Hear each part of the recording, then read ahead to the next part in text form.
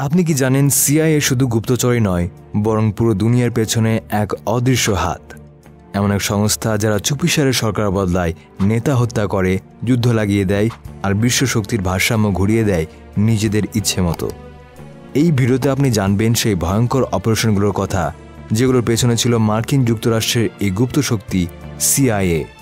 কিন্তু তার পূর্বে সিআইএ সম্পর্কে আমরা সংক্ষিপ্তভাবে জেনে নেব। সিআইএ কি, কোথা থেকে শুরু?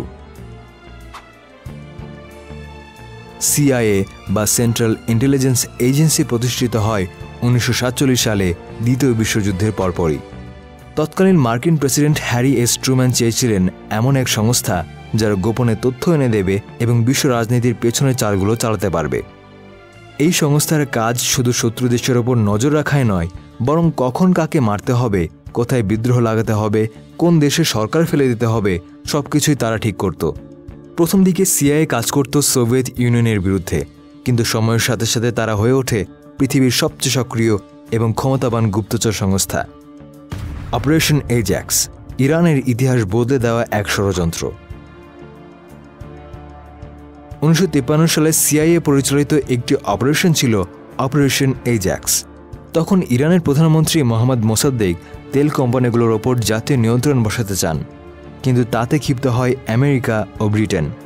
সিআইএ এক বিশাল ষড়যন্ত্রের মাধ্যমে ইরানের রাজনৈতিক গোলযোগ তৈরি করে এবং শেষ পর্যন্ত এক সামরিক অভ্যুত্থানের মাধ্যমে মোসাদ্দেককে ক্ষমতা থেকে সরিয়ে দেওয়া হয়। এই ঘটনার পর থেকে বোঝা যায় সিআইএ শুধু তথ্য সংগ্রহ করে না, তারা ইতিহাস গড়ে এবং এরই মধ্যে দিয়ে সমস্ত দুনিয়া সিআইএর ক্ষমতা সম্পর্কে জানতে পারে। গুপ্ত হত্যা ও ড্রোন অপারেশন। সিআইএর সবচেয়ে আলোচিত অস্ত্র হল গুপ্ত হত্যা এবং আধুনিককালের ড্রোন অ্যাটাক। অফিসিয়ালি তারা কখনোই এই কাজগুলো স্বীকার করে না, কিন্তু অসংখ্য রিপোর্ট আর গোয়েন্দা ফাঁসের মাধ্যমে জানা গেছে বিশ্বজুড়ে অনেক রাজনৈতিক নেতার মৃত্যুতে এদের হাত আছে।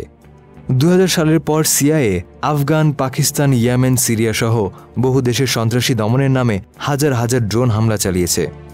কিন্তু এই হামলাগুলোর অনেকগুলোতেই নিরীহ মানুষ নিহত হয়েছে, যার দায় কখনো খোলাখুলি কেউই নেয়নি, যাকে বলে দুর্বলের ওপর সবলের অত্যাচার।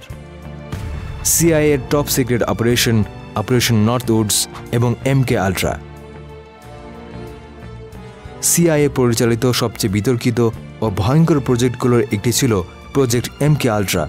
এই প্রজেক্টে তারা মানুষের মন নিয়ন্ত্রণ করার জন্য ব্যবহার করেছিল হিপনোসিস, ড্রাগস এবং মানসিক নির্যাতন।